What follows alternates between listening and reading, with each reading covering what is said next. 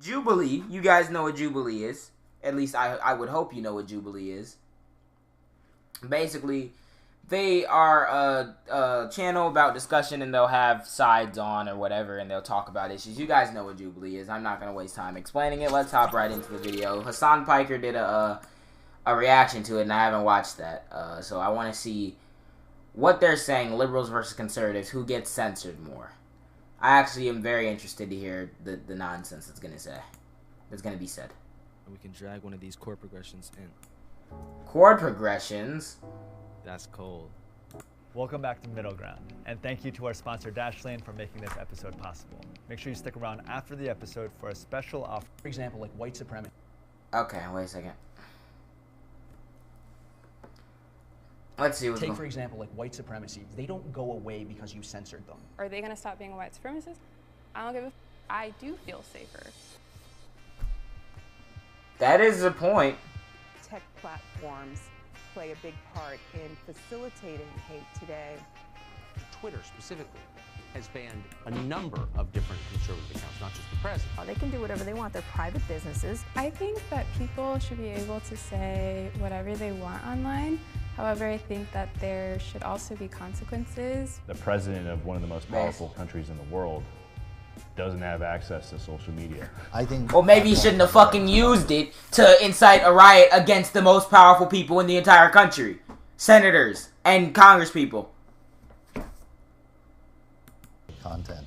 We really have to be able to discern who gets a voice and what they're able to say. We need people in the conservative field to fight for our right to be conservative. As somebody who has experienced censorship, it ends up generating these chambers in which these ideas go completely unchallenged. And everybody kind of has to ask themselves, should everybody really be able to say what they want to say? I feel like the spaces in which these ideas don't get challenged will happen whether or not you have censorship. The censorship that conservatives tend to complain about is just the fact that websites have TOS, and conservatives are incapable of going too long without violating TOS. Obviously, there's censorship on the left, too, because when you're, for example, me, I'm a prime example of leftist censorship. TikTok doing everything in their power to shadow ban or straight out ban me for literally no reason and giving me, like, spam bans because I outed a racist white creator. Like, yeah, but I feel like whether or not TOS or censorship exists, you're still going to have chambers where ideas go unchallenged because that's just how people are. They buy into content that they already agree with because they don't feel comfortable watching anything that challenges their worldview. They're sitting very close together, social distancing. Hi, I'm Leah Thomas. I am a writer and the founder of I want to be on Jubilee so bad, but they're not going to put me on because I'm not 18. Intersectional Environmentalist, which is an online environmental media hub. Hi, I'm Lawrence. I'm a public policy analyst for San Bernardino County. Hi, I'm Bennett Kelly.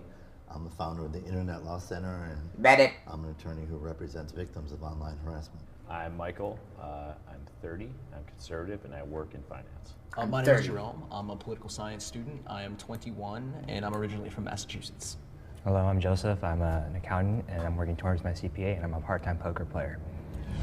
Part-time poker. The prompt is, the right is more censored than the left. Oi. No! Here's my thing. The idea that the right is more censored than the left, do you know where our Overton window is? Our Overton window compared to other countries is so far to the right that literally right-wing thought, like what we consider Democrats should be considered right-wing. Right-wing thought in this country is so mainstream that a lot of people don't even recognize it until you get to, like, the Nazism territory. Like, there's so much right-wing thought in America, and the censorship that they complain about is not censorship. It's the fact that people have TOS, and the fact that you can't come over and openly mock black people without companies wanting to disassociate from you because the broad majority of the population are not racist. If the broad majority of the population were racist and it was a profitable business model for companies, they would play into that shit because they did play into that shit when a majority of people were. But times have changed. So for you to say that, hey, I'm being censored because websites now have evolved to have TOS that makes it so you can't discriminate against people is fucking stupid. Whereas with the left, you can actually argue for for marginalized communities and have that shit shut down by Twitter because you're or TikTok because you're going against their business interests. Because they'll take some woke points whenever they can get it, but anything too woke, now you're threatening their bottom line and shit. So they'll do anything to kind of decrease the likelihood of that happening, no matter how big your content is. So for you to say that the right is more censored, you're actually an idiot. I mean, we think it's obvious, right? Yeah, I'm assuming most of us are conservative-ish, you know, in that spectrum, but I think that a lot has happened during the January 6th riots. That's why we see it more, and that's why it's more big of a problem. That's not an argument. So if I were to tell you, if you were to ask me, which one is more punished, Brad or Caleb? And then they both walk through, and Brad's like, you know what, I think I'm more punished because, you know, I did kind of, like, punched mom in the groin and then stole all the cookies and trashed the house. I mean, yeah, you're more punished, but why? Merch, you tip $10. Xander, you're a god. You're better than anybody in this whole... I'm joking. I love all of you. But thank you very much for that generous donation. I appreciate it. I don't know exactly when that came through or how delayed it was, but thank you very much. But back to this.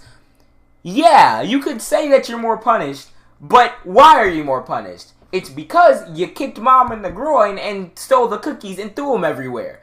That's probably why you're getting the butt whooping. You don't get to say, hey, conservatives are more censored, while simultaneously acknowledging the reason why some drastic steps have been taken recently, which are warranted, because when you're using social media and various platforms like right-wing sites and Trump's incitement on Twitter and everything to literally threaten the seat of government, and not for some righteous coup, proletariat overthrowing reason, because your guy lost an election and you can't handle the fact that he lied to you and you think it's real. That's a warranted step for companies to take, especially to prevent stuff like that happening again and to protect their own interests. Yeah, you can technically wear more censored. No, first of all, this was one incident and you guys fucking deserved it. Second of all, this compares nothing to what leftist censorship is like. So let's not beat around the bush here. Now, you know, Parler can't even be on the App Store, or Trump got kicked off Twitter. What is your take, though, on one of Biden's cabinet members saying they want to get involved with Bolivia after a leftist leader won the election because violations to democracy? From what I've seen, the whole thing in Bolivia, the only thing that what is it, Evo Morales, I think his name is, did was extend, like, the term limits, go over term limits, which is yikesy, but again, they've been building up Bolivia, building up their economy, the people love him. And yeah, if the CIA or if America meddles in Bolivia and then fucking goes, see, socialism doesn't work because Bolivia, I'm going to lose my shit. I'm going to lose it. They better leave Bolivia alone. Please. Just please, okay? He won the election in a landslide. It's very complicated around how they do their elections, but there was no, like, fraud involved. The people voted for him. They weren't being held against their will to do so. They've been voting for him. And yeah, he extended the term limits, which is yikesy, but the people are voting for him overwhelmingly. So, unless it's like a dictatorship where they're going against the will of the people and keeping him in charge, there's no business for us to even... And even if there was that, unless they're a direct threat to, like, lives around the world and everything, and it's like some massive intervention thing we should do, that's none of our business. We have to leave them. Leave them alone. Please. We've done so much meddling in South America already. What's going on in Bolivia? Basically, a socialist, president was elected, and they basically overthrew, like, a fascist that was in power who got put in there after, that president had already been in power, I'm pretty sure. And they've been doing really well ever since he won. Their economy's been skyrocketing, people are happy, it's been going very well in Bolivia. And now Biden's administration is maybe sort of kind of thinking about meddling down there because threats to democracy, when in real life it's just the CIA doesn't feel comfortable with a socialist country in his backyard. So, yeah, it's annoying. It's annoying. Very much. But getting back to this. I mean, he's the leader of the free world, basically, at least for the U.S., and he doesn't even have access to a social media platform. Because the leader of the free world, with the influence in the office that he had, incited people to riot against the Capitol and threatened to hang Mike Pence and kill Congress members. That would be a good reason for the leader of the free world not having their account. If multiple people are tweeting white power out on Twitter, it'll probably stay up. But you could run into some instances where it gets deleted. When the president is doing that, they still let it slide, and then he incites a riot. I think that's enough warrant to be like, all right, Donald, you got to get your shit shut down. Like, I think there was Twitter, which was left-leaning, long before there was something like Parler. Well, absolutely. You know what I'm saying? Yeah. Like, I think that these echo chambers that are created as a result of censorship are a reaction. They're reactionary. They're not necessarily, they wouldn't exist by themselves if right-leaning people weren't being censored. Yeah. Echo chambers wouldn't exist if right-wing people weren't being censored? Are you It's funny how these people complain about censorship when they simultaneously have Ben Shapiro, Candace Owens, and Steven Crowder in the corner. The most recognizable names to anybody, whether or not you pay attention to politics. You literally have Ben Shapiro, Steven Crowder, Candace Owens, all these people who are the biggest political voices in the entire country, who are all right-wing. There are going to be echo chambers whether or not right-wing people are being censored. You have Candace Owens going up there saying, hey, right-wing's being censored, as she sits in a absolutely more than expensive overproduced office and overproduced like setup for this video where she has holograms coming out of her hand talking about how the right is in danger. It's the biggest victim complex I've ever seen in my life. I've always loved sci-fi and the idea of being right on the edge.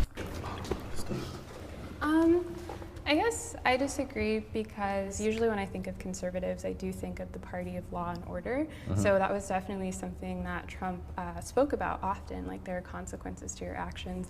Maybe more people could read the terms and conditions and find a platform that they feel more comfortable with, like Parler, 4chan. But what Trump said wasn't really as bad as what I've seen other Democrats say. What? I guess to not deflect, what should be the appropriate consequences when someone violates the terms and conditions? I think it should be like a clear punishment, right? It shouldn't be a punishment, like especially for like being kicked off. It should be for everybody. Yeah.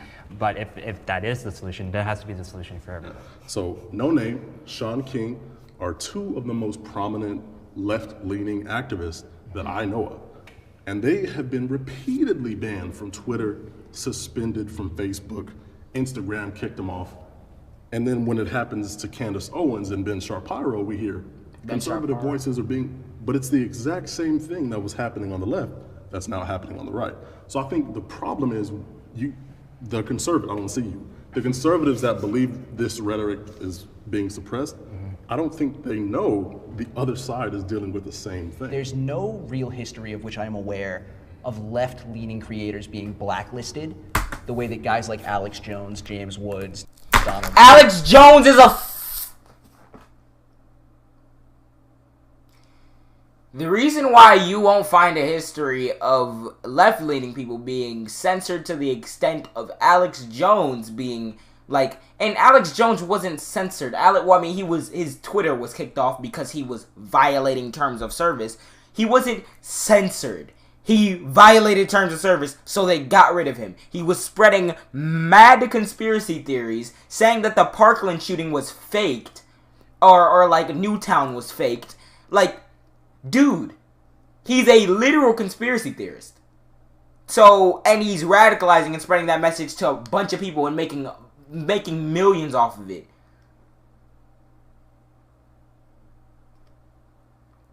Exactly. People like Ben Shapiro, Candace Owens, PragerU, Fox News, Steven Crowder, they are literally the faces of political discourse. Name me a big leftist that most people know. We obviously know of Vosh and Hassan Piker and TYT and Destiny. We obviously know, Destiny isn't a leftist, he's a liberal. But we obviously know, like, the big left-leaning ones because that's our, like, in-group. If I go and ask my mom who Vosh is, even though I watch him every single day, she won't be able to tell me. But if I ask her what's Fox News, who's Ben Shapiro, who's Candace Owens, she knows. I'm not defending Alex Jones. Alex Jones is you're talking about him. Yeah.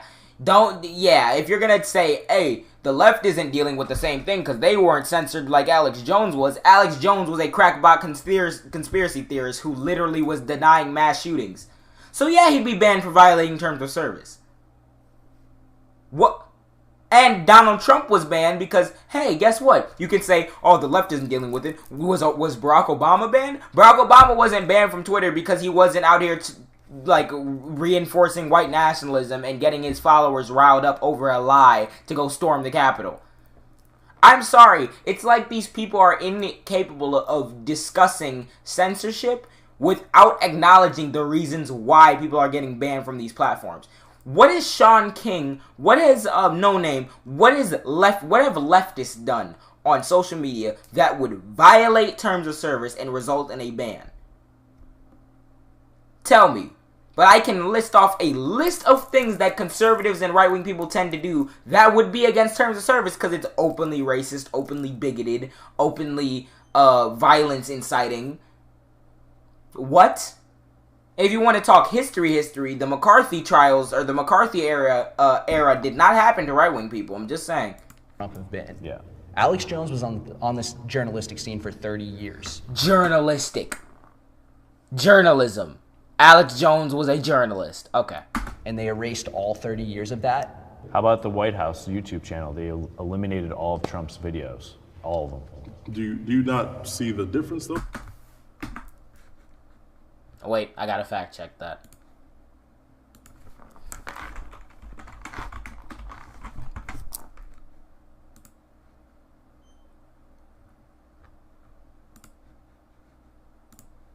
If they did, that's based, honestly.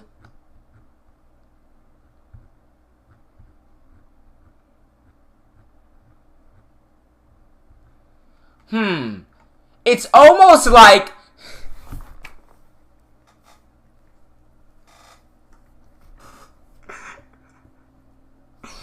It's almost like they remove the videos of the last administration when a new administration starts. If I'm mistaken, I don't see any Barack Obama videos here, and we had YouTube in Obama's time. If I am indeed mistaken, I don't see any Barack Obama here.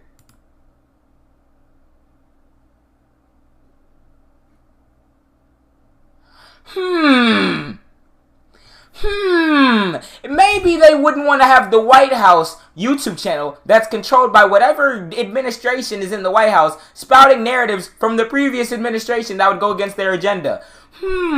Maybe, just maybe. Do you think Donald Trump kept up the Barack Obama videos when he became president? Exactly. Looks like they must have canceled Obama too. They must have censored Obama because they took his videos off the White House press briefing because his term ended in 2017.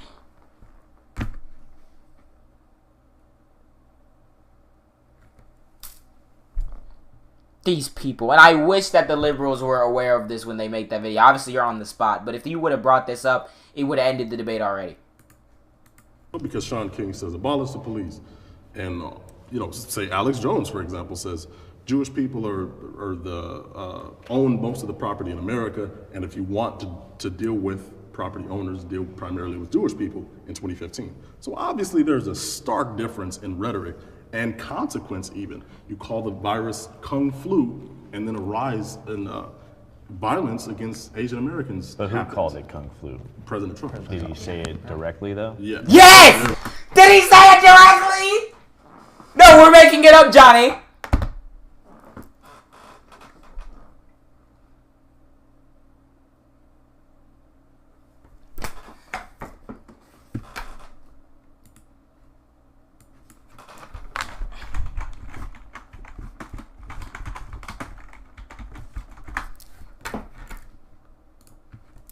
I've never felt so close to the possibility of disclosure. So definitely. What a terrible thing. But you don't hear them talking about COVID. COVID. To be specific, COVID-19. That name gets further and further away from China as opposed to calling it the Chinese virus.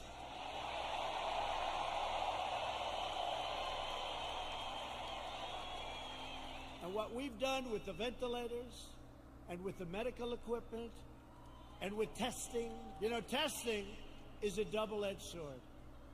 We've tested now 25 million people. It's probably 20 million people more than anybody else. Germany's done a lot. South Korea's done a lot. They call me, they say, the job you're doing, here's the bad part. When you do testing to that extent, you're going to find more people, you're going to find more cases. So I said to my people, slow the testing down, please. They test and they test. We got tests that people don't know what's going on. Minneapolis, you see what's going on? They're not kidding. They got a lot of problems. They'll have a lot of problems. Hey, it's 1 o'clock in the morning, and a very tough, you know, I've used the word on occasion, hombre. A very tough hombre is breaking into the window. Casual racism. Of a young woman whose husband is away as a traveling salesman or whatever he may do. Casual racism. It's a disease, without question, has more names than any disease in history. I can name Kung Flu. Point proven. He tweeted it, yeah. He tweeted So it. And he said it. There And he said are it. reasons for the differences and consequences, but I think if we understand that it's happening widespread, because I've seen people on the left say kill cops, permanently banned, permanently like done. Right. So I think we have to take a step back, remove ourselves from the box that we're in, and kind of, okay, is it happening over here too? There's ideas that exist on and offline that are abominable, that I disavow unequivocally, but that I subscribed to when I was younger. You know, when I was younger, didn't understand what I was necessarily looking at, didn't have enough worldview or perspective to know that these were not good ideas. But because that they were censored by the forums that I was espousing them in, I never had the opportunity to have them challenged. I would never have the opportunity to have a conversation about why these were bad ideas. There was no purveyance of the ideological free market, and that's really the only way for these ideas to go away. Take, for example, like white supremacy. People who have those beliefs don't go away when you ban them from platforms. Those beliefs don't go away when you tell them to shut up. Those beliefs don't go away when you punch them in the face, you know, or when you revoke their rally permits. But when do we... Those beliefs also don't go away when you incite riots and when you are so bought into the actions of a presidential administration that you're willing to believe that he was actually the correct victor, and giving you a platform to spread that information, especially as a big right-wing content creator, doesn't make your beliefs go away either. What does make your beliefs go away is you personally finding what you believe in. That's what makes your views shift. Whether or not you ban them, ban them's not going to make them change their mind, but if you keep them up there and they're spreading their nonsense, it's still not going to change their mind either. It's up to that person. But what we can say is, hey, if you violate these terms of service, you're gone. It just so happens that the right tends to violate the terms of service way more than the left does.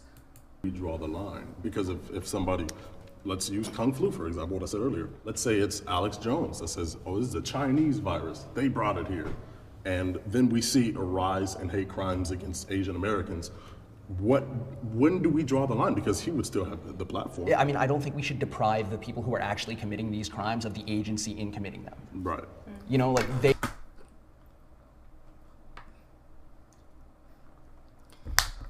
We can walk and chew bubblegum at the same time. If you attend my how to kill somebody class, and then you go and you kill somebody, and then they track it back to me and say, hey, that person killed them, they're going to go to jail for that, but you're the one who told them to kill that person, therefore you're going to jail too. That is not depriving somebody of the agency in committing that crime. You're dealing with them in the way they committed that crime, and dealing with the source of where it came from at the same time. What? Depriving of agency?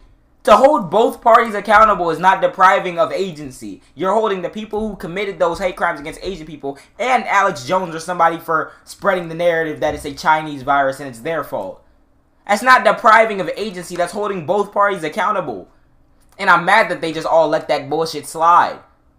They are doing that, and they frankly would be doing that regardless of whether or not there was somebody who was using inflammatory rhetoric online. That's exactly my point when I say these ideas don't go away. And then you feed those ideas, you build the anger. So for example, if you ban a white supremacist or a huge white supremacist group from Twitter, there's still probably going to be white supremacists chilling and hanging out outside of Twitter. Right. But it would be harder for that white supremacist group on that platform to inflict harm towards black folks, right? Because then I do feel safer. So if I'm being harassed by a white supremacist group or someone who's saying that black people don't deserve to live, I do feel safer as a user. Are they gonna stop being a white supremacist?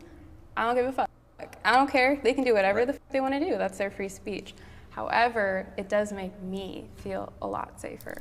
And that's a valid point, because when the purpose of having terms of service is because you want to make money as a business, you want as many people on your platform as possible, and you want as little controversy around your platform. Actually, no, you want a lot of controversy around your platform, because negative media attention or positive media attention, it's attention anyway. But you want the least amount of problems. So you want to have a terms of service to make sure that, hey, we can keep users on here. They feel safe using our platform, and they don't feel like, oh, I got to get out of here because there are a bunch of people attacking me, which is why you have terms of service. So I don't care what your free speech is. Free speech does not apply to corporations when you're using their website or using their stuff. They can dictate to you what is a violation of their terms of service. And if you're saying all these white supremacist stuff or whatever, that is in turn driving people away from your platform and making people feel a lot less safe. So the way to stop that, and the way to stop you from losing money, it's not because these corporations actually genuinely care about black people or anything like that. To stop them losing money, to stop the bleeding, they're going to enact their terms of service and say, hey, that stuff is bad and you're violating our guidelines and you're costing us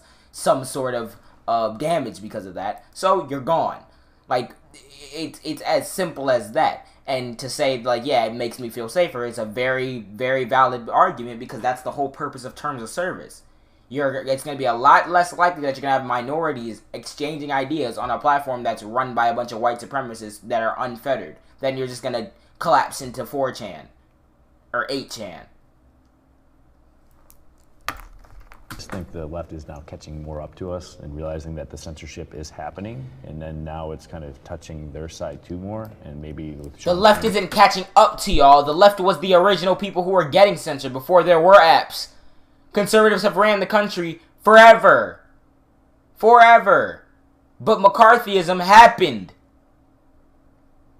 Sure, Steven Crowder violated community guidelines and got banned. Okay.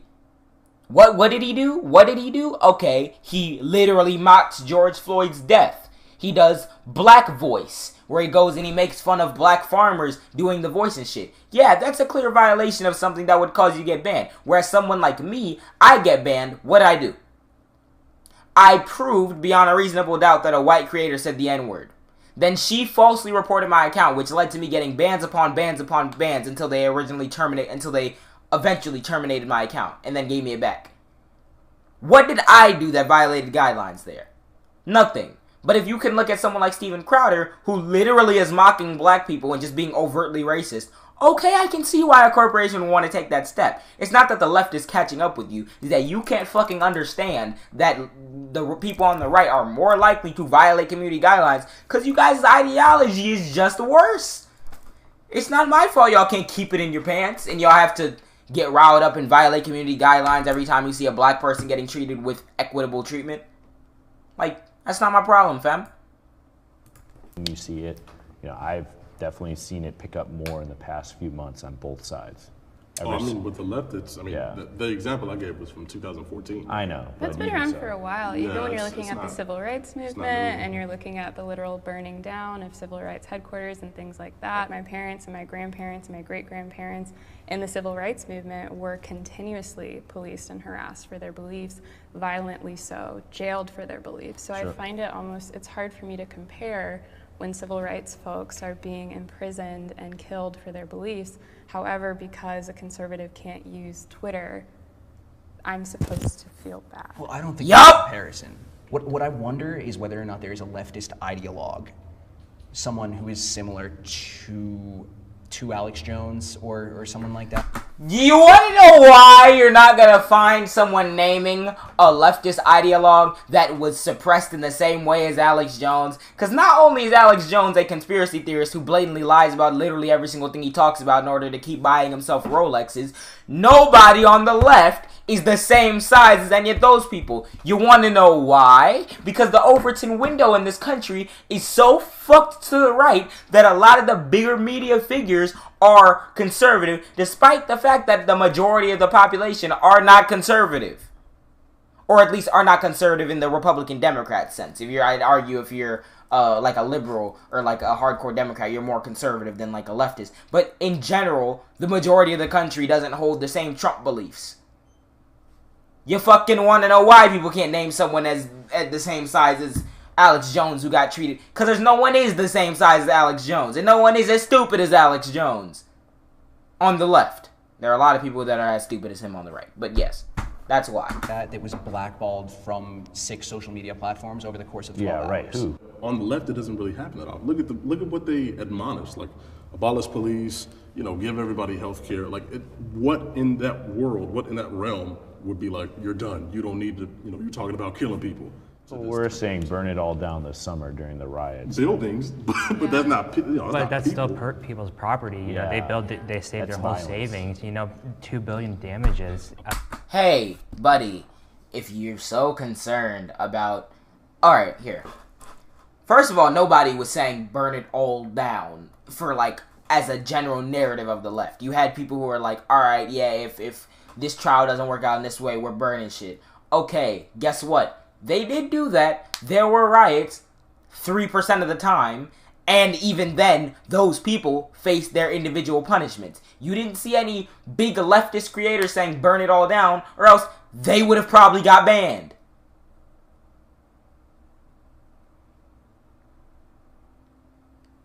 Not even Jimmy Dore is that bad. And Jimmy Dore has the IQ of a fish swimming backwards. As a country, we need to say that violence is bad. Burning people's stuff is bad. And killing I think we need to give perspective to unarmed it. people Yeah, it is has to bad be context. too. Yeah, because we can't say burning buildings is bad and then not understand the reason as to why they're burning. I don't agree with burning them, but we kind of got to give context to both. We can't just say this is all terrible. I don't want to be anecdotal about this, but at the same time, You're about to be anecdotal. Parents are immigrants. They work for everything that they have. My mom, she came from a family of 6. And they didn't have a lot when they came to this country. And each of their siblings, including my mom, they had to work for everything that they have. And they made something of themselves. So and then we also have rental properties. So if one of them burned down because of a riot, that's our life savings right there. Yeah, it would hurt, right? It would hurt, right? So why is it that you're able to acknowledge that if somebody were to burn down your property, that would be your life savings, that would hurt? But you're not willing to acknowledge that, hey, the reason why someone's burning down that property is maybe because in an alternate reality where there's a different you, your brother gets killed unjustly by a police officer. And then have people like you that subscribe to your ideology justifying it over and over again, nothing being done about it in the criminal justice system, and the people who are murdering people who look like you or are related to you are just getting off scot-free. That would probably make your perspective shift and be like, okay, I don't give a fuck about your property or whatever, because maybe you don't know the value that it holds to that person, and be like, yo, something has to change. You guys have to stop killing people. And then maybe you would shift your perspective on that. That's why you can't use anecdotes. Because while you can see the value in that property and how much it would mean to you if something bad happened to it, you're also pushing the ideology that doesn't acknowledge the trauma and stuff that black people go through when one of us are just randomly killed for no reason. A lot of money into that. Exactly. I'm pretty sure you have insurance, but if someone else burns down your house, you can get that back. Oh, so I guess let's take it back to the civil rights movement, because usually I think the future sometimes is a better indicator of what's like morally right and wrong. I lived about 10 minutes from Ferguson and was there when those buildings were burning down, and it was incredibly terrifying. But I also remember the business owners who said, I can replace my windows. What I can't replace is a lost child. So hearing those business owners, hearing them, I can talk about them hypothetically and how I hypothetically think they might feel, but I also can talk about people who had their own buildings burned down. Of course, you know, and people who do say that they're on like, you know, the Black Lives Matter side, of course. Not necessarily, a lot of them are white. But at the same time, you know, like I go back to business because, you know, I'm an accountant, you know, I care about the numbers and all that stuff. But and I care about Black lives. Right, I care about lives. Yeah. There you go. Passive aggression. Like a lot of misinformation was spread about those riots too, with the hands up. Oh, they don't want to see me on Jubilee. I'd body some people. They said that he was facing backwards, and they found out that he wasn't, and he didn't have his hands up. You talking about last year? Or? No, talking about Michael Brown. That's what started it. Yeah. Let's just not Well, I get mean, then into they're that. spreading the misinformation, and then it also. And also, if you'd like to have the perspective, so I was there that day, Yeah. unfortunately, and we can talk about censorship. So after he was killed, he was on the ground for 4 hours. Our radio stations were turned off, and our news stations were turned off. So we didn't have information as to what was going on, which I agree don't like the allowed misinformation to spread. Exactly. However, to say that, so no, I'm not agreeing with you, but I'm saying maybe like know what the people in that community were faced with before speaking on something that you don't know. No, it's terrible. That's terrible. The censorship of those radio stations is awful, and I think it contributed to a lot of misinformation. Not just people misinformation, flocked but and went pain and destruction that happened within those communities because people weren't being given the information they were entitled to. Yeah. You know, I think that in itself is an argument against censorship for sure. Yeah, they're Tech both arguing. companies should be allowed to ban whoever they want.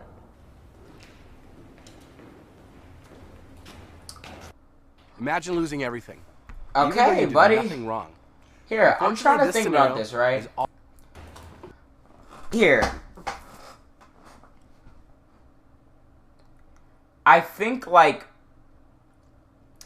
I don't see a way in which you can have a functioning social media platform without the company having the ability to ban. Like, it sucks because a company can just say, hey, you, like TikTok, but ban me repeatedly because they just say, hey, you violated community guidelines, and then they don't tell me what I did. I feel like in my gut there should be some legal recourse where they have to, like, tell you what happened, but then also that would mean that if at any point they wanted to get rid of someone who's problematic, that means you have to go through a whole lawyer and a whole process and everything, and I would need to weigh the risk and, like, benefit of that system and how effective that system would be before I can, like, come to a concrete judgment on it. But I feel like the way we're running now, I don't see a way in which we could have a system where tech companies just can't ban whoever they want. It sucks, and I fucking wish that there were a way to counteract that. But I don't know how effective a system would be if you have to get government litigation involved just to, like, prove someone did something bad to ban them. Like, I don't know. Oh, yeah, no, the woman is killing it. Oh. It's a hard one, honestly, because is it whoever, just based on what they deem is wrong? Like, I don't know. You know, I worked in a country club once, and they had this strict dress code for employees and even for members. I mean, you could, as long as it's legal. Right, that's the one caveat. I mean, you can't say no Jews, no, whatever. Right. I mean, as long as they have a set terms and conditions, then yeah, they can ban whoever they want. I want to hear the other argument.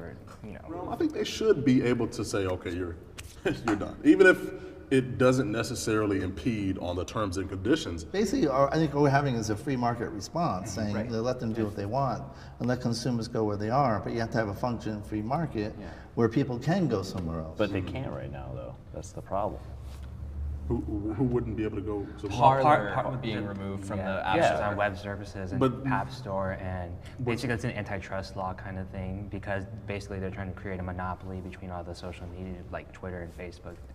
They didn't ban Parler because they wanted to create a monopoly between the other social media companies. They banned Parler because they directly violated the terms of service and their agreement with, like, Amazon Web Services and the other tech companies and everything. Nah, with Amazon Web Services in particular, they violated that contract because they had, what, like 20,000 or 70,000 requests of content that needed to be taken down that they had to respond to regularly in their contract with Amazon Web Services, and they didn't fucking do that, and they allowed right-wing conspiracy theories and harmful stuff to fester on their platform because they weren't properly keeping up with maintenance on their platform, either intentionally or not. So Amazon Web Services cut them loose and said, nah, you're done, you're shut down. That's not because they wanted to create a monopoly, it's because they weren't fulfilling their contract.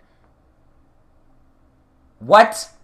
These That's what I read off of it. I've actually talked to an owner of one platform who says they do more to combat hate speech on a per person basis than some of the larger entities, but they still can't get picked up on Apple and the Google Play. That's my problem. The market isn't functioning properly then. Like, okay, should Twitter have the leader of Hezbollah be on Twitter? They're listed as a terror group by the EU and the US. Well, he's still on Twitter. They've been sued over that. I mean, have they? And they've been sued over that, but as long as the tweets aren't promoting terror or violating the terms, also a political party. That's the thing. Hezbollah is a political party in Lebanon. Parliament. I know Bin Laden's dead, but if he were alive and he made a Twitter and he didn't tweet anything that violated the terms and conditions, to his point, wouldn't they be able to still stay on the platform? And I think that I think that should be fair because I you don't need. think- Well, I mean, not necessarily. I want Osama bin Laden. I agree. They should just ban them. Maybe match. Yeah. But I'm just saying that, like, if they have a set guidelines and set rules, they shouldn't and they follow them. Then why would you kick them off in the first place? I mean, if it violates their terms and conditions, I think they can ban whoever they want. But I guess just a hypothetical, if all of a sudden they were like, we don't want to see breastfeeding, so we're going to ban everyone just because we want to. Technically they can because they're a private, business entity, but I guess morally it kind of rubs me the wrong way. I want to agree. That's great. But I feel like if I do agree, then I feel like I would be giving social media and tech companies far too much importance. Right. People exist without social media. I don't think if you ban somebody that's like a morally egregious act. I think you'd be shocked the number of people, especially like my age and younger, who get their news exclusively from social media. My worry about it is that the algorithms of these companies do not incentivize nuance. Yeah. So a lot of the time you see, like, what trends is what is getting clicks, and a lot of the time that's controversy. But sometimes too, though, they artificially put things that are trending up there that really aren't. Well, the problem is it's the Wizard of Oz. Reddit did that and Twitter does that too. We don't know what those algorithms are, but there are suspicions that they are trying to fuel conflict. Right. And conflict creates clicks, which creates comments, which creates engagement. And so in some ways, social media is dividing us as much as it is bringing people together in this big platform. Oh, they definitely profit off of the division too. When we talk about the terms and agreements, it's interesting because there's nothing that says incitement of violence. But if we do put incitement of violence, then Trump didn't really incite. I believe he didn't incite them because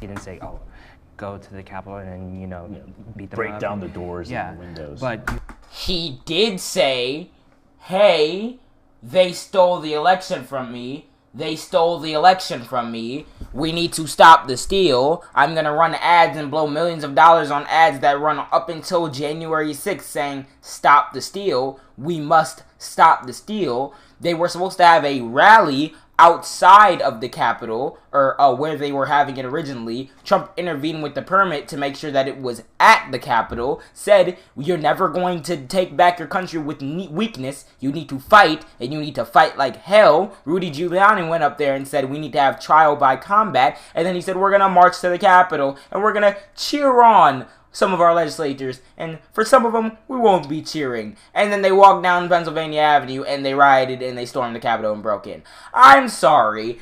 Call me a fucking rocket scientist, but I don't think I need to have a GED, a PhD, or my doctorate to draw the link between that speech and what happened on January 6th. That pivot was astronomical. you have people on, during the Black Lives Matter movement saying, be restless, break down stuff, punch a Nazi in the face. Maybe if you communicated with those people, you would know that a lot of people were banned. There were mass bannings of Black Lives Matter supporters since Antifa. 2014. I personally don't know anyone who identifies as Antifa. That's usually something that I hear why I wanted to as like a talking point on the right. But personally, I know they exist, but I don't know much about them, so would love for you to explain. So, I mean, they are getting banned, right? I personally don't think so, because like I think like maybe small people, like because I focus on the big social justice account showing. I feel like it's like larger people who actually sit in violence, like Maxine Waters, and, I mean Chris Cuomo, Don Maxine Lemon, like, Waters. What did Maxine Waters? Oh, if you see like a conservative or like something, like confront them or something. I mean, yeah, that's yikesy, but that's nowhere near saying, hey, we need to storm the Capitol because they stole an election from me. I don't know. Cuomo's inciting violence? He said like, who said protests have to be peaceful? Yeah. I think a good Oh Lord, no, that's true though. Protests don't have to be peaceful. Someone historically they haven't always been, and historically the non-peaceful ones tend to get the most attention. Differently than like someone who goes on and I wonder why. As a protest organizer. I think as a concern, yes, the inequitable enforcement of terms and conditions is a concern to me on whatever side it's on. And I think back to their various examples. I mean, I think one good one is the Covington kids. Are you guys familiar with this? Of course, yeah. Where a lot of people were putting things like, oh, we're going to kill these kids, we're going to feed these kids into the wood chipper, et cetera, et cetera, et cetera. And they weren't really getting banned from it. Yeah. And there was postulation in right-leaning circles that it was because those kids were wearing MAGA hats. Cancel culture is a conversation that has been happening in liberal spaces as well. Maybe we don't have like Fox. I don't know. We have these other stations, but maybe it's just not reported on a lot. However, I do hear so many conversations about cancel culture, forgiveness, and accountability happening in liberal circles as well. Whoa, you got on $68 shorts. Fabletics Men wants to learn how we can make our new fundamental. Spreading lies should be protected as free speech.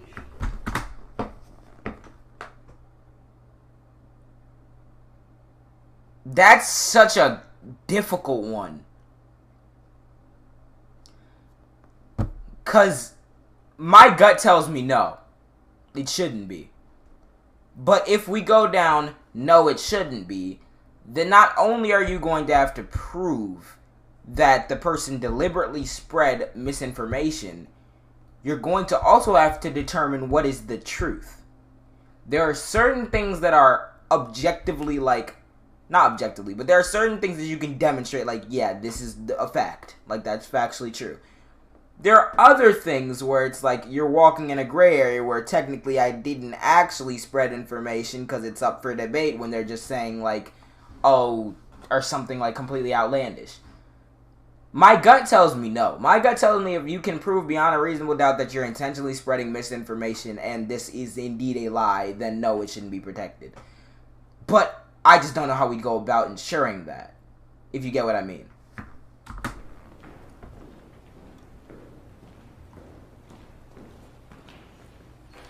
Oh, of course, all the conservatives go forward.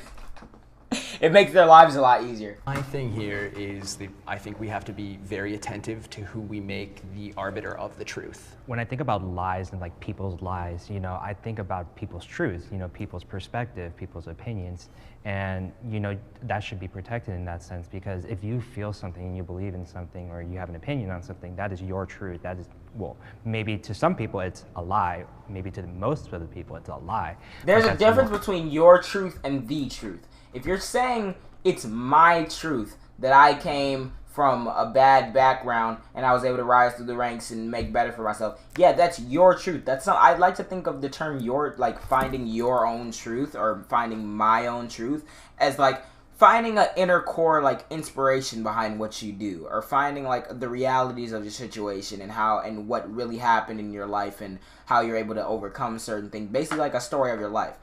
There's a difference between your truth and the truth. One cannot say it is my truth that Donald Trump won the election. No, because the truth is that he lost. Unless you're talking about personal anecdotes in your own life, saying it's like, it's my truth that in my encounters with white people, most of the time they haven't been racist. That's not actually me saying that. That's just an example. But that would be my truth coming from my personal experience, and there's no like demonstrable way to prove that majority of white people are like indeed racist. You can't really prove that, so that would be my truth. But if I were to say my truth is that racism doesn't exist, you'd be a fucking idiot, and I'd be like, no, because the truth is that racism does exist. So there's a difference between finding your own truth and just blatantly lying. Your truth, and you have the right to say your truth, right? When Donald Trump started this campaign of, you know, the election was rigged, he actually does believe that. That is his. That doesn't fucking matter. I responded to his point in advance. It does not matter whether or not Donald Trump personally believes he won the election. It does not matter whether or not that is his truth, because the truth is that Joe Biden won the election by every single determinable metric. The amount of votes that he got, the amount of electoral votes that he got, everything. The amount of court cases that Trump lost where he assumed that there was some mishandling. When you're proven time and time again that the truth is that you lost the election, whether or not you believe that you lost the election is fucking irrelevant at that point. For you to obfuscate the leader of the free world lying and attempting a coup by saying that's just his truth, you are opening the door to a wormhole of fucking shit that you don't even know. Is truth. It seemed like a lie to a lot of people on the left, Sure. and probably some people on the right. But he has the right to say that. You know, there's nothing in the Constitution. There's no law saying. Well, the question that begs is who says whether it's a lie. Yeah. Who decides it's a lie? Yeah, who's the arbiter, like you said. If we allow lies to be spread as part of like a free speech, then we have what we have now currently is, I think 500,000 people now died of coronavirus. And a lot of them died on account of just lies. You know, if you wear a mask, you know, you can't breathe in it. You know what I'm saying? You don't have to social distance. This is a liberal hoax. So if we protect lies in the realm of free speech, they have real life, real time consequences. You know, we protect people from certain things that are dangerous. And The thing that I will say is the argument that I agree with the liberals on is that, yeah, if you protect lies under free speech, it leads to real life harm. The argument that I would say goes against the liberals is that when you're talking about free speech, that is strictly a constitution thing. Free speech, like for a concept, we all know, like colloquially when we talk about free speech, you just basically the freedom to say whatever you want.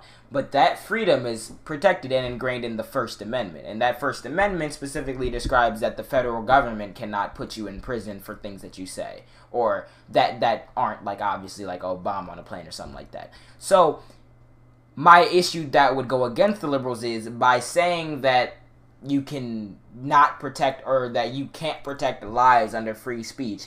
If you're talking about freedom of speech, the actual thing in the First Amendment, that means you're giving the federal government power to arrest you for something that they consider to be a lie. Which is very yikesy, and you can easily see the government overstepping its power in many regards. Whereas if you're talking about just as the concept of free speech, then I would agree. But yeah, there's a difference between like giving the government that much power to do that and just talking about the concept of free speech. Said, take this placebo, don't, because it'll cure cancer, and people did that and died. That would be dangerous. Theoretically, you would be liable, correct? I would be liable If you too, use your yes. credentials to say, drink this and it will cure your cancer, and Right. someone did that, you would be liable. But would CBS give me airtime for a commercial for that? No. We complain as conservatives that there's not enough fact checkers that are on the right. There's Snopes, there's fact check, they're on the left, but there needs to be someone to take. Fact check and stuff, you guys think that they're left leaning because you guys just seem to be wrong about fucking everything. When you deliberately lie and misinterpret history in order to suit your conservative narrative, it just so happens that historians will disagree with you. When you deliberately say that George Floyd didn't die of an overdose, or that George Floyd died of an overdose when we can literally see the autopsy report, the fact checkers are going to be against you. When you say that Donald Trump won the election when we can blatantly see that he lost, the fact checkers will be against you. G. Williker, it sure is a chin scratcher that the left seems to be right on a majority of issues. Something to think about. Snopes is on the left. Oh yeah. How does a fact check become? Exactly. How the fuck does a fact check become right or left leaning? It's a fact check. Uh-oh, I muted. Snopes is on the left. Oh, yeah. How does the fact check become? Yeah, the facts are. Donates. Last I checked, facts. Yeah. Well, if they're actually a fact check. Well, are there any that you all support that we could like look into, or do you think that's something that like Republicans could try to That's make what more I like mean. think There needs to tanks? be. I personally think that Snopes and Politico are by and large very accurate. Yeah. I think that, I mean, I think, oh, I'm sorry, go ahead. No, you continue, please. No, I think that they're by and large very accurate, but I think as with literally any media source, I mean, you can't look at, there's nothing that will be the unequivocal truth. Right. There's nothing, you know, so you need to like look at, things I are mean, well, you need to look at it and know that scientific it's being written from a Yeah. place of bias. Oh, I mean, sure, like hydroxychloroquine is not gonna like cure you of COVID. Right. You know, But that's not liberal or conservative. That's just true. That's stupid or I guess not stupid. It depends. It depends. It depends if it's like an opinion, and then it also depends if people, like politicians, love throwing out different statistics and studies and things like that. And as like a little sciencey person, I do believe in the scientific method for the most part, and I think that things should be tested over and over and over again. And I think providing those, like if a politician is saying a statistic, I think there should be some sort of fact-checking body. However, I am totally on board with there being a fact-checking body that is, say, 50% Republican, 50% Democrat. I think that's totally fine. There is political bias, I'm sure, in the Snopes realm. Somebody on the corporate board is liberal. You said the CEO, fine. But there is true and untrue. And if we begin to link those two with like political affiliations, then it's dangerous because we have no realm of truth. There are lies that are harmful, Lawrence, like you were describing. You know, there are a lot of lies that are harmful and have caused a lot of harm. I feel like if you think about it, because like I really love what he said, there's true and untrue, and if we begin linking those to political affiliation, you have a problem. Because like, this is not Snopes or Fact Check or Politico are just like, they're liberals and they hate Republican. Republicans are just fucking mad that they seem to be wrong about everything. Republicans can't accept that the arguments that they go to try to justify their worldview seem to be largely based in lies and deliberate like misleading tactics. So whenever they look at it and they see this fact check article proved me wrong, this fact check article proved me wrong, this fact check article proved me wrong, their conclusion isn't that, hey, I'm wrong about something after 3 tries. Their conclusion is the world's out to get me. These sources are obviously biased. It's conservative hive mind. But giving the government the power to arbitrate what is and isn't true, that's a I think can also cause a lot of harm as well. We're far more, we should worry far more about the social sphere than the governmental sphere because we have the First Amendment. That's First Amendment should trump all. That's at least where I stand. Yeah, for the government. Right. I think for individuals too. Well, no, I mean the First Amendment is about government restriction on speech. Yeah, exactly. So a lot of people that say I got banned on Twitter and my First Amendment rights were violated. No, that's a private. Yeah, it's a private company. I get it. Some people should not have a... Yes! Steven Crowder, Ben Shapiro, Candace Owens. platform. What's up, you guys? Call me authoritarian all you like. Gracie, and I completely reinvented America's favorite outerwear garment. I don't care. I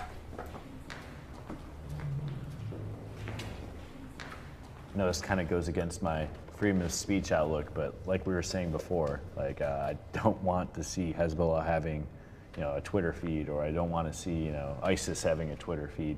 There's definitely a fine line. I can't say everyone deserves a platform. There's this thing called the paradox of tolerance. Yeah. Yes! Lawrence! Let me meet this guy! Let me meet Lawrence, bro! I can't say everyone deserves a platform. There's this thing called the paradox of tolerance. Yeah. And I don't know if you guys are familiar with it, but it's essentially saying that if we're tolerant of everybody, if we give everybody a voice, and we're like, all right, everything everybody says is okay as long as you feel that way. If we're tolerant of everything, then eventually our tolerance will be snuffed out by people that are intolerant. I think if they're causing harm, so like That's all were all saying, exactly. that's when, and like serious harm, I don't think that we should encourage that. So whether that's like the illegal trade of an endangered species or that's a terrorist organization, I think as a society we should kind of. The reason why I didn't come forward is because, I think it goes back to cancel culture in the sense, like people who have been espoused from society because they did something so wrong is that... Cancel culture. Yeah, and, you know, people do bad things, and people have committed like terrible things to people or someone or, you know, group of people. But I think forgiveness should be an element, and people should have their chance to get back on their platforms by, I don't know, doing something. I personally don't know what the social media companies would do, but It's also like, I guess, deplatforming versus banning versus just people not really wanting to mess with them anymore. And usually the people who are really vocal about cancel culture sometimes are people who they still have their platform, they still have their Twitter, they still have their Instagram.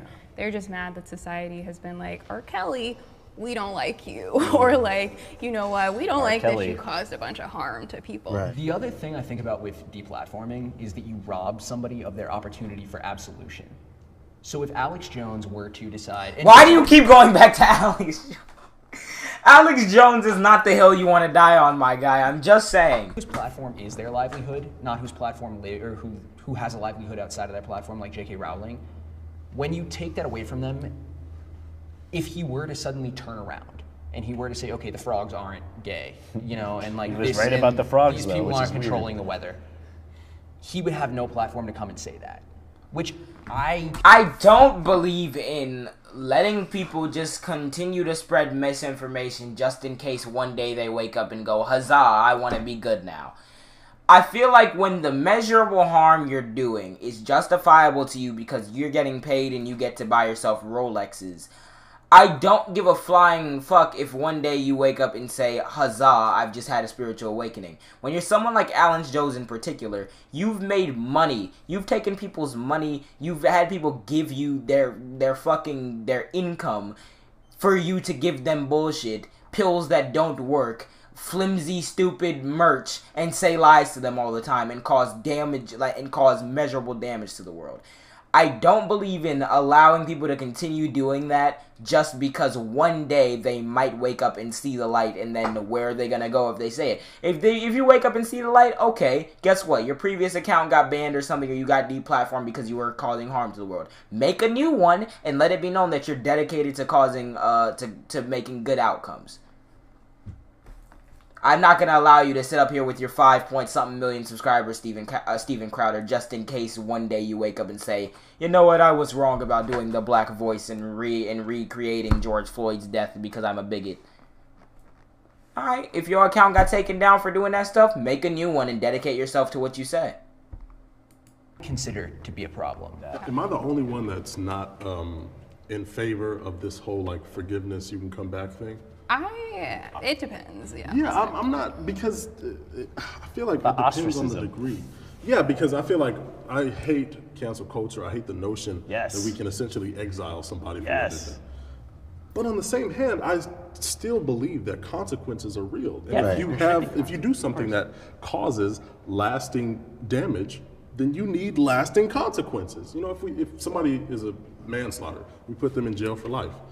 If somebody, you know, does something to harm somebody for over a long period of time, you should not be able to redeem yourself and come back to the same place that you were when you caused that harm. You're gonna have a niche audience like Alex Jones. I'm sure he still has dedicated followers. But to say that everybody needs to forgive you, oh no. Yeah, I might not. There has to be consequences. It depends on your religion. It depends on so many different things. But yeah, but I think people are able to come back to some extent, but they're hating on the fact that they're not able to make as much money. I can think of personal instances where I had opinions that were heard out of context, that were rather moderate or something like that, where people had very visceral reactions and immediately things started to come apart. How dare you. And I wished for more of a chance to be heard. And like I'm not gonna state these things, but they were not anywhere near the vein of what I was talking about earlier.